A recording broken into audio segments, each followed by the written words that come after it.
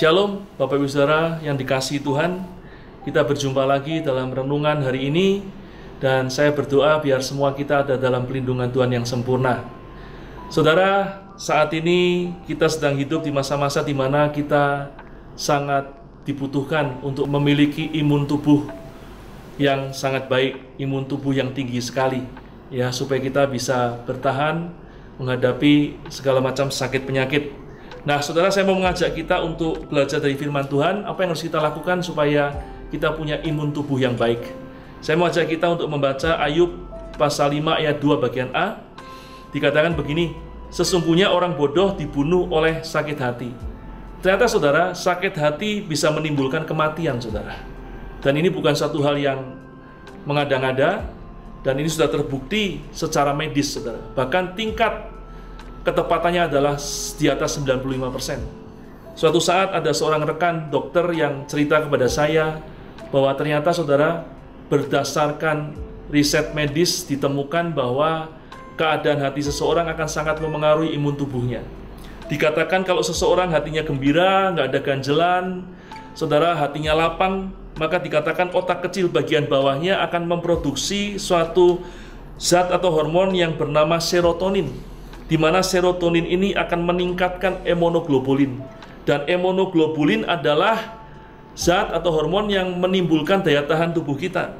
Sehingga kalau imunoglobulinnya tinggi, maka imun tubuh kita, kekebalan tubuh kita kuat, sehingga kita nggak mudah kena sakit penyakit. Tapi sebaliknya, kalau hati seseorang penuh dengan kepahitan, dendam, sakit hati, kecewa, maka otak kecil bagian bawahnya akan memproduksi suatu hormon yang namanya epinefrin, dan ini kebalikannya dari serotonin.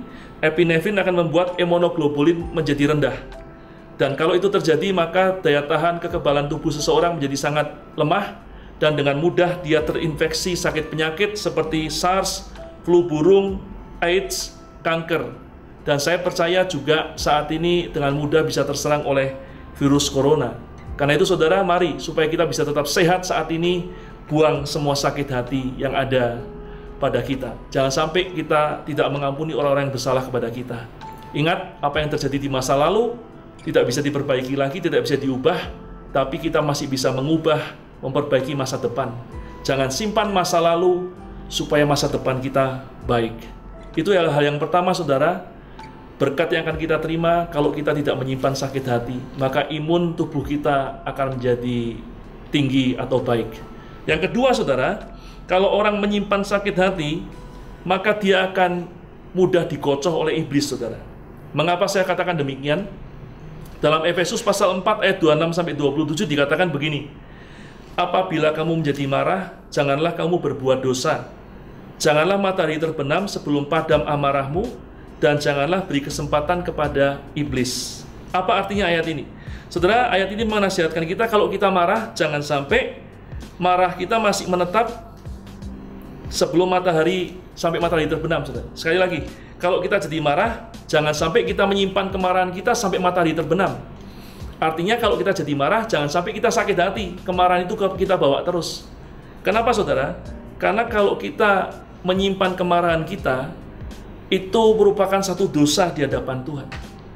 Dan sebagai akibatnya, kita memberi kesempatan kepada iblis untuk menggocoh kita. Artinya begini, saudara, meskipun kita anak Tuhan, percaya sama Tuhan Yesus, tapi kalau kita menyimpan sakit hati, kita memberikan hak kepada iblis untuk menggocoh diri kita. Dan iblis bisa melakukan berbagai hal, saudara, untuk mempermainkan kita. Iblis bisa membuat kita nggak damai sejahtera. Iblis bisa membuat kita jadi emosional. Iblis membuat kita, mungkin manusia lama kita kembali lagi. Bahkan mungkin iblis bisa membuat kita terikat dengan berbagai macam kebiasaan-kebiasaan buruk, bahkan dosa-dosa. Karena itu jangan sampai kita simpan sakit hati. Karena sakit hati sangat besar dampaknya, merugikan kita.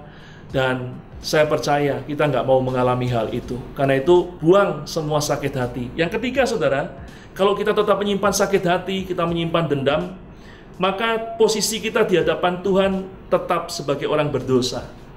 Mengapa demikian? Matius 6 ayat 14-15 mengatakan begini, saudara. Karena jikalau kamu mengampuni kesalahan orang, Bapamu yang di surga akan mengampuni kamu juga.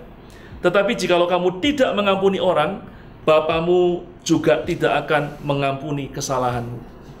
Karena itu sekali lagi, kalau kita tidak mau mengampuni orang yang bersalah kepada kita, maka Bapa di surga juga tidak akan mengampuni kesalahan kita. Artinya, di hadapan Bapa, di hadapan Tuhan, kita tetap orang berdosa. Dan kalau orang berdosa, saya percaya sangat jauh dari berkat anugerah Tuhan. Kalau kita tetap orang berdosa, maka Tuhan tidak akan dengar doa-doa kita.